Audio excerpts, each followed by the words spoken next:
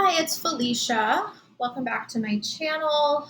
So, I've had an opportunity to process the news from yesterday regarding Roe versus Wade. So, I wanted to make a couple of videos today. I'm making a shorter video for people who don't want a longer deep dive into what all of this means and looking at science and reproductive rights and healthcare and all of that sort of stuff. So I'm just going to kind of give a short reaction video. This is I'm reacting as a therapist, as a mental health professional. It is also my personal opinion as well. So just to give you background, or if you're new to this channel, I am a licensed professional counselor in the state of Arizona. I am a trauma specialist. I've been doing trauma therapy for 10 years, and I subspecialize in treating both victims and offenders of domestic violence and sexual abuse. So with that said, think about the last 10 years of experience that I have working specifically with abuse victims and all kinds of abuse. Like, we're not just talking physical abuse, sexual abuse, all kinds of abuse, all sorts of situations, child abuse, adult abuse, elder abuse. So this is definitely a topic that is near and dear to my heart. I have known and worked with many people who have been sexually abused and or sexually assaulted, and that abuse has resulted in pregnancy. Unfortunately, in our society, typically women are the victims, are always to blame. I don't understand that. Why are we not holding the men and or the abusers accountable? That's not a question I can answer today. So I am reacting as a trauma therapist, as a healthcare professional, as someone who advocates for personal rights, personal freedom, including reproductive rights, healthcare options, etc. So I wanted to talk about the decision yesterday to reverse Roe versus Wade and the significant impact and ultimately the slap in the face for millions of women and girls in this country. Roe versus Wade was enacted to protect women's reproductive rights. So basically, prior to Roe versus Wade, women did not have what's called bodily autonomy or control over their own body. We did not have a legal right to have a say over what happens to our body. We were seen as lesser than. So when Roe versus Wade was put into effect, this was a huge win for women and girls around the country, girls who would grow up to be women once they start puberty and can get pregnant. This affects anyone of childbearing age, regardless of what your age is. So that's kind of the background. What happened yesterday was a slap in the face to women's rights and personal freedom. For those of you who don't know what this decision was based on, it is not simply a matter of abortion versus not abortion. That is not the argument here. That is not what this situation is. This is more about who gets to control a woman, who gets to control or make decisions about their body. As of June 24th, 2022, the Senate voted that women should not have control over their own body. They stripped us of our freedom and our rights, which were initially in Roe Vs Wade constitutionally protected. So this is going to have huge fallout in, I don't even know how many areas. Their suicide rates are going to go up because now you have people who feel like, well, what's the point? I don't even have control over my own body. I'm not even considered a human being with basic human rights anymore because you took those away.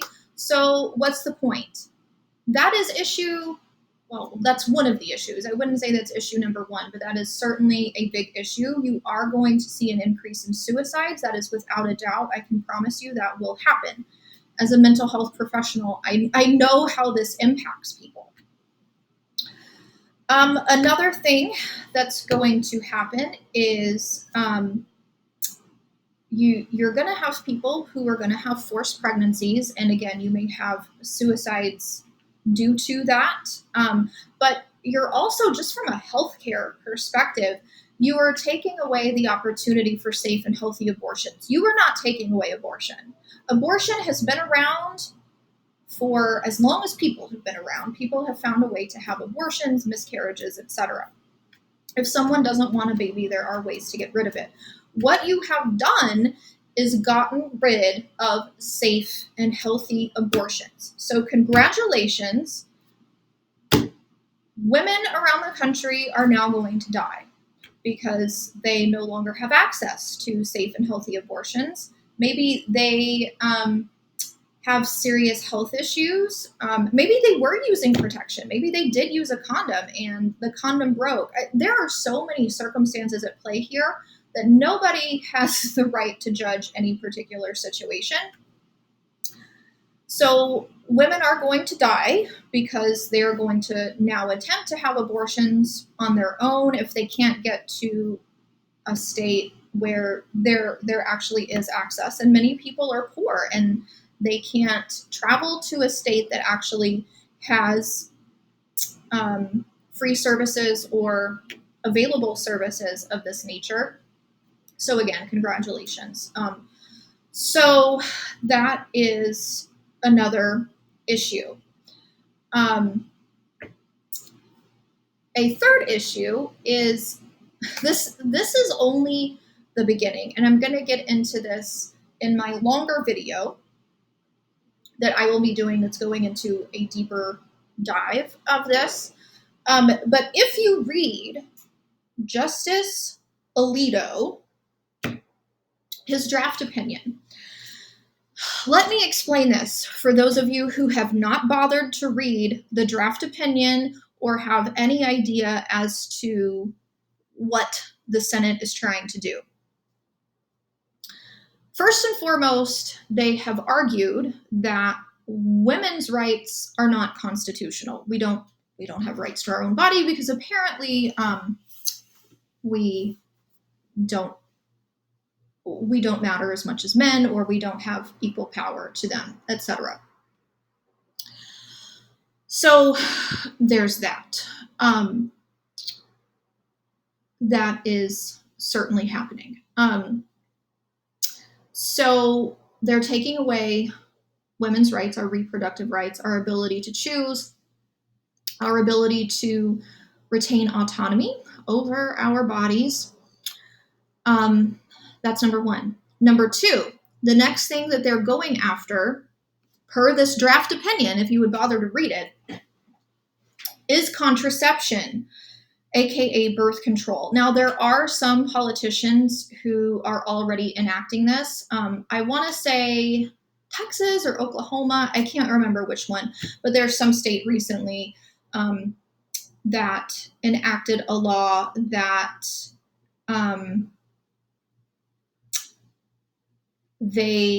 they're ultimately against contraception because they're against anything that can potentially abort a child or get rid of a pregnancy starting at conception.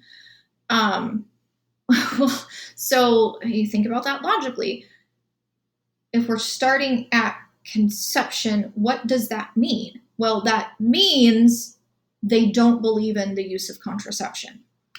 So they're going after that next. That's your different birth control methods, your pills, your IUDs, your patches, etc. You're not going to be able to have access to that if you're living in a state that is enacting these particular laws. So your teenage daughters, forget it, not going to happen. That's another issue. So that's just reproductive rights. The next things that they have listed that they are going after in this would be they're basing the opinion on the same argument of equal rights, equal protection, rights to privacy, things like that, not being constitutional, is same-sex marriage and LGBTQ rights. So they will be going after those next. And once they have achieved their goal, I honestly don't know what their goal is unless it's to take us back to like pre-Civil War times, because that's essentially where this is going. Because the third thing or basic category on their list is to then go after minority rights. If this doesn't concern you, then I am worried about you. If you don't understand the magnitude of these decisions,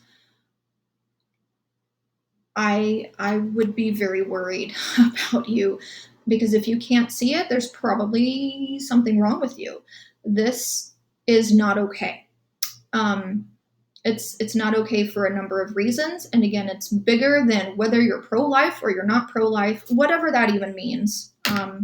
You have people saying that they're pro-life, but then you don't do anything once the baby's born. Foster system is overwhelmed. Kids in waiting to be adopted, they can't, there's no place for them. I mean, some of them are sleeping in the offices of CPS workers. What are you doing exactly to be pro-life? What are you doing besides, well, we just want to make sure that babies are born? Okay, understood. What about, one, all of these other situations where an abortion is appropriate and acceptable? And then what do you do once the kid is born? Are you contributing to charitable causes? Like, what are you doing to actually be pro-life as opposed to just pro-birth? So I would encourage you to highly think of that if this is something that you support. This is taking away basic human rights for essentially anyone who is not a white male, which again is taking us back to pre-Civil War times. And I really hope that this concerns you. It concerns me. It concerns every other mental health professional I know. I have not talked to any other therapist or seen comments from other therapists who are not equally concerned about this.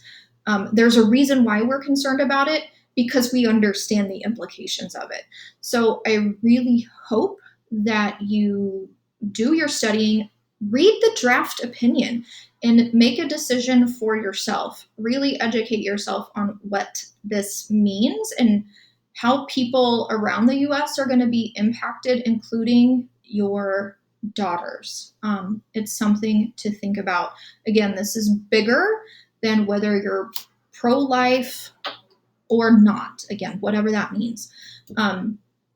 So I'm deeply concerned and troubled by this. Our only hope is to vote and make our voice heard, and to advocate as much as possible for basic human rights across the board. And if you don't believe that we should have those rights, that's something that maybe you want to talk to somebody about. Why do you think that certain people should not have basic human rights? That's a question I think that you should probably ponder. So this is my short reaction. I know that this wasn't that short, but it's shorter than the video I'm gonna do, which is a deeper dive. So again, this is my opinion as a mental health professional, as a trauma specialist, as a sexual abuse specialist, and as someone who advocates for autonomy in all of its shapes and forms. I am deeply disturbed by this, and I hope that you will be too. Thank you all for watching. I hope that you will like and subscribe, and I will see you in my next video. Thanks.